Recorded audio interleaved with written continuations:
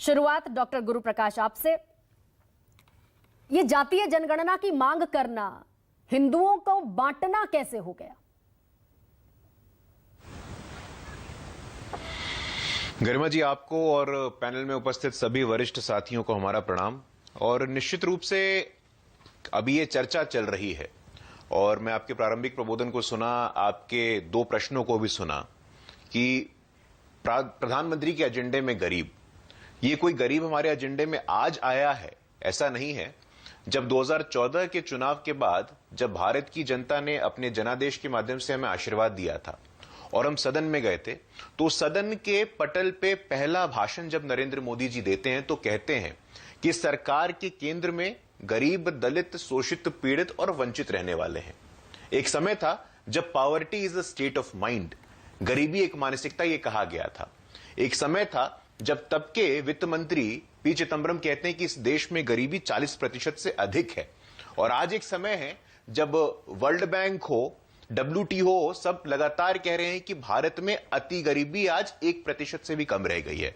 तो गरीबी एक मुद्दा है। दूसरा प्रश्न था आपका पिछड़ों को लामबंद करने की बात। देखिए, लामबंद करना, जातिगत राजनीति करना, एक जाति विशेष की राजनीति करना, एक व्यक्ति विशेष की राजनीति करना, ये छोटे छोटे क्षेत्रीय दल करते आए हैं। उनका अस्तित्व इस पे आधारित रहता है। जहां तक भारतीय जनता पार्टी की बात है, हम सर्वांगीण की बात करते हैं। हमारे पार्टी का मोटो है सबका साथ, सबका विकास, सबका विश्वास और सबका प्रयास। हमारे पार्टी के प्रेरणा पुरुष पंडित दीनदयाल उपाध्याय जी अंत्योदय की बात कहते थे। अंत्योदय क्या होता है? पंक्ति में खड़े अंतिम व्यक्ति का कल्याण। आज कोविड की महामारी हो, हमारी इकोनॉमी हो, उज्ज्वला हो, मुद्रा हो, स्वरोजगार हो, उस पंक्ति में खड़े अंतिम व्यक्ति का कल्याण हमारी प्रायोरिटी थी और आगे भी रहेगी। लेकिन चिंता किसको करनी है? क्या आप ये मुझे जब से बता जातिगत सकते हैं जनगणना, कि जातीय जनगणना की मांग करना, आबादी के हिसाब से अधिकार की बात करना, हिंदुओं को बांटना कैसे हो गया?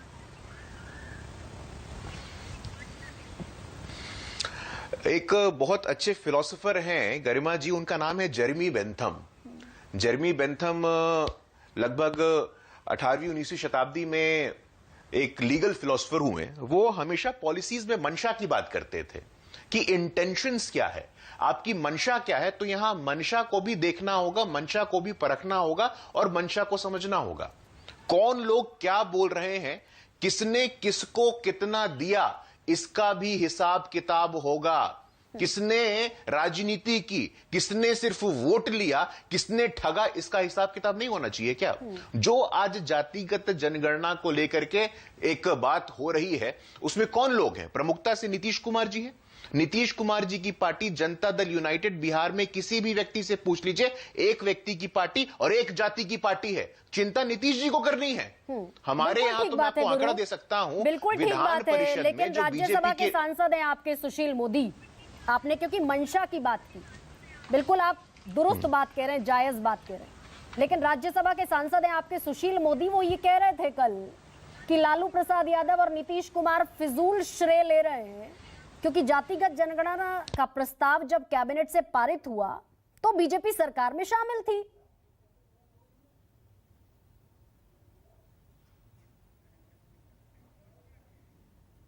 चलिए, गुरु प्रकाश तक शायद आवाज नहीं पहुंच रही है, दोबारा उनसे हम कनेक्शन करेंगे। नीरज कुमार, डॉक्टर गुरु, सवाल वही है मेरा, फिर दोहरा देती हूँ। इंडिया गठबंधन मंशा पर सवाल उठा रहे थे आप, लेकिन बिहार कैबिनेट में उस समय बीजेपी भी मौजूद थी जब प्रस्ताव पारित हुआ। तो फिर सुशील मोदी भी, फिर तो उनकी भी मंशा गलत, जनक राम जो गए उनकी भी मंशा गलत। नहीं गरिमा जी, आप लगता है बीच में कनेक्शन कट गया था। मैं ये स्पष्ट कर देना चाहता हूं कि दो अलग अलग चीजों को जोड़ करके देखने की आवश्यकता नहीं है। और अभी जदयू के मुख्य प्रवक्ता और सीनियर लीडर कह रहे थे कि जब इनका सर्वदलीय डेलीगेशन प्रधानमंत्री जी के पास गया था तो प्रधानमंत्री जी ने मना किया था। मैं चुनौती के साथ कहता हूं, इसका सत्य और वास्तविकता से कोई संबंध नहीं है।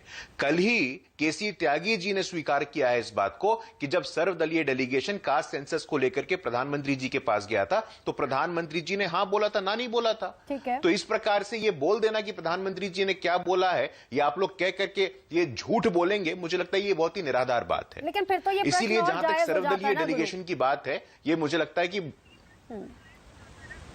नहीं देखिए, ऐसा है गरिमा, हमें स्पष्ट समझना चाहिए जब हम मंशा की बात करते हैं, किसने किसको कितना दिया इसका हिसाब किताब नहीं होना चाहिए क्या? नीतीश कुमार जी एक व्यक्ति और एक जाति से आगे बढ़ नहीं पाए, राष्ट्रीय जनता दल एक परिवार और एक जाति से बढ़ नहीं पाया, तो प्रश्न तो उनसे भी होना चाहिए ना। आपने क्या किया है? आपने नोनिया समाज को कितना दिया? पहली बार गरिमा, नोनिया समाज की अति पिछड़े वर्ग की महिला बिहार में उप मुख्यमंत्री बनती है। रेणु देवी जी किस समाज से आती हैं? नोनिया समाज से आती हैं। पहली बार शंभू शरण पटेल जो कि धानुक जाति से आते हैं, उनको राज्यसभा में भेजा गया, तो ऐसा पहली बार हुआ है। पहली बार निषाद समाज का व्यक्ति विधान परिषद में पार्टी का दल का नेता बनता है, तो हरी सहनी के रूप में अब बनता है।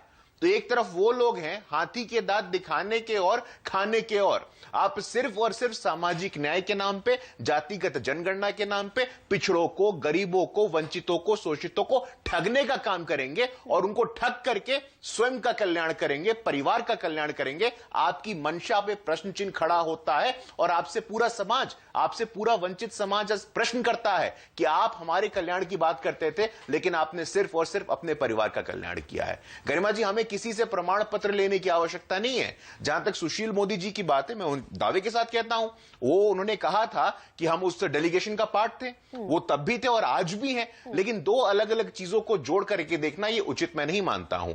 हम अंत्योदय के प्रिंसिपल पर चलने वाले लोग हैं और लगातार पंक्ति में खड़े हुए अंतिम व्यक्ति का कल्याण, वो चाहे किसी भी धर्म का हो, किसी भी जाति का हो, किसी भी क्षेत्र का हो, कोई भी भाषा बोलने वाला हो, हम उसके कल्याण को लेकर के हमारी प्राथमिकता है, हमारी प्रायोरिटी है और आगे भी रहेगी। और आज जदयू के लोग, आरजेडी के लोग, कांग्रेस के लोग और कांग्रेस की, अब अगर एक सवाल का जवाब दे सकते हो, क्योंकि आपने सुशील मोदी के बयान का जिक्र किया, भाई वही तो सवाल है कि ये प्रस्ताव जिस कैबिनेट में पारित हुआ, उस कैबिनेट में बीजेपी शामिल थी, प्रस्ताव पारित हुआ कैबिनेट से, उसके बाद जातीय जनगणना की तरफ सरकार आगे बढ़ी। पिछले साल जुलाई की अगस्त की तारीख रही होगी जब प्रस्ताव कैबिनेट ने पारित किया, आप सरकार में शामिल थे, उसके आधार पर सरकार आगे बढ़ी।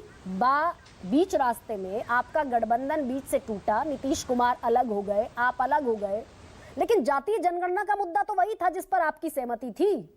तो ये जात पात में बांटने की सियासत कब से बन गया जातीय जनगणना का मुद्दा? नहीं, ये आपके शब्द हैं, ये आपके शब्द है। क्या प्रधानमंत्री जी ने ये बोला है कि जातिगत जनगणना बांटने का मुद्दा है? हाँ या ना, आप बताइए ना। मैं पढ़ देती हूँ, आप उनके मुंह में शब्द क्यों डाल रही हैं? उन्होंने विपक्ष की नहीं, अब पढ़ देती हूँ मैं आपके लिए, जवाब सवाल पढ़ देती हूँ। जितनी आबादी उतना हक, जितनी आबादी उतना हक, देश के हिंदुओं को बांटने का कांग्रेस काम कर रही है। अल्पसंख्यकों में और बहुसंख्यकों में हिंदू आबादी को बांटने की साजिश है, देश को बांटने की साजिश है। पिछड़ा, अति पिछड़ा, जातीय जनगणना, तो निश्चित रूप से गरिमा जी, देश को बांटने की साजिश। हाँ, नहीं, एक सेकेंड, ये जातीय जनगणना इस शब्द का उपयोग प्रधानमंत्री जी ने नहीं किया है, इसे हमें समझने की आवश्यकता है। और जहां तक देश को बांटने की बात है, ये आपके लिए न्यूज है क्या? ये आपके लिए समाचार है क्या? जब 2007 में इसी देश के प्रधानमंत्री कांग्रेस के मनमोहन सिंह कहते हैं कि देश के संसाधनों पे पहला हक मुसलमानों का है, तो देश को बांटने वाली बात नहीं है ये। उन्होंने ऑन रिकॉर्ड कहा था कि देश के संसाधनों पे पहला हक मुसलमानों का है। आपने कहा होता इस बात को कि देश के संसाधनों पे पहला हक गरीबों का है, वंचितों का है, तो हमने स्वागत किया होता। जब कांग्रेस पार्टी के राजीव गांधी सदन के पटल पे 6 सितंबर 1990 में कहते हैं, मंडल कमीशन के सिफारिशों का विरोध करते हुए कहते हैं कि आप देश में गृह युद्ध करा देंगे, आप देश में कास्ट वॉर करा देंगे, ये मंडल कमीशन का विरोध बीजेपी ने किया था। थोड़ा और पहले जाइए, काका कालेलकर कमीशन जो फर्स्ट बैकवर्ड क्लासेस कमीशन था, उसका विरोध बीजेपी ने किया था। और राहुल गांधी जी छाती पीट करके कहते हैं कि आपके समय कितने एडिशनल सेक्रेटरी थे, हमारे समय कितने एडिशनल सेक्रेटरी है। मैं दावे के साथ कहना चाहता हूं, आज 10 गुना ज्यादा एडिशनल सेक्रेटरी और जॉइंट सेक्रेटरी ओबीसी समाज के हैं, जहां कांग्रेस पार्टी सरकार में है। तो यही गुरु सवाल यही है। मैं वापस लौट के, आप भी वहीं आ गए गुरु, एक भी सेक्रेटरी ओबीसी, आप भी वहीं आ गए लौटकर, और मैं भी वहीं आ गई आपके साथ। जब आप कहते हैं कि आपके ओबीसी मंत्री इतने, विधायक इतने, एमएलसी इतने, देश के प्रधानमंत्री ओबीसी से हैं, और प्रधानमंत्री तो ये भी कहते हैं 2023 में कि ओबीसी को सुरक्षा देने के लिए सरकार ने ओबीसी आयोग को संवैधानिक दर्जा दिया। तो आप ओबीसी की बात करें, तो जोड़ने की बात हो गई, दूसरे ओबीसी की, पिछड़ों की और दलितों की बात करें वो तोड़ने की बात हो गई। ये कैसी बात है?